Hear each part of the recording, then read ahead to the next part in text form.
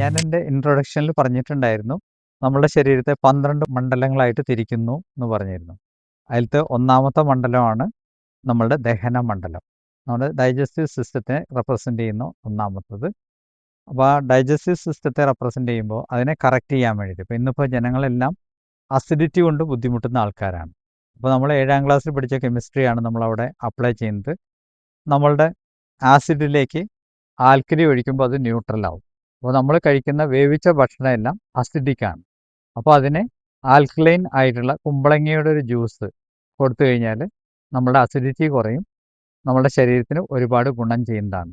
അപ്പോൾ നമ്മുടെ ദഹന മണ്ഡലത്തിനെ റെപ്രസെൻ്റ് ചെയ്യുന്ന പച്ചക്കറിയാണ് കുമ്പളങ്ങ.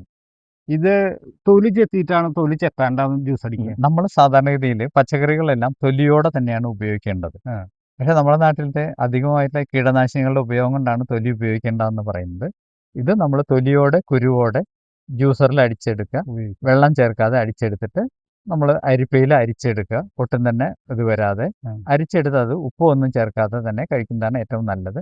പിന്നെ എന്തെങ്കിലും ബുദ്ധിമുട്ടുള്ള ആൾക്കാർക്ക് നമുക്ക് വേണമെങ്കിൽ സ്വല്പം ശർക്കരപ്പൊടിയോ തേനോ എന്തെങ്കിലും ചേർത്ത് കഴിക്കാം. ചെറുതായിട്ട് ഉപ്പും ഉപയോഗിച്ച് അവർക്കത് കഴിക്കാൻ പറ്റും, കുഴപ്പമില്ല. ഇത് നമ്മളുടെ ഉൽപ്പന്നമാണെങ്കിൽ നമ്മൾ തീർച്ചയായിട്ടും തൊലിയോട് കൂടെ തന്നെ ഉപയോഗിക്കാം.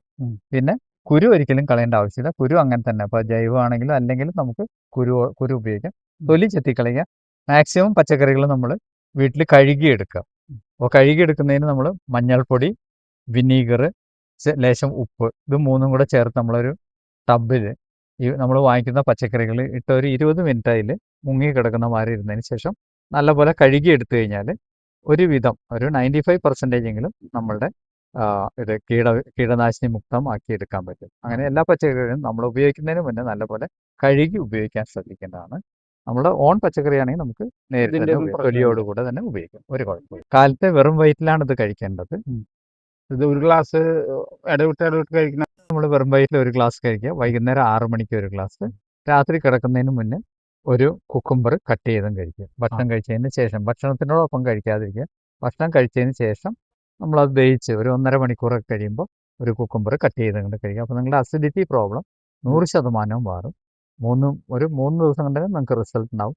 ഒരു 15 ദിവസം തുടർച്ചയായി കഴിച്ചു കഴിയുമ്പോൾ തീർച്ചയായിട്ടും നിങ്ങളുടെ acidity problem solve. Thank you.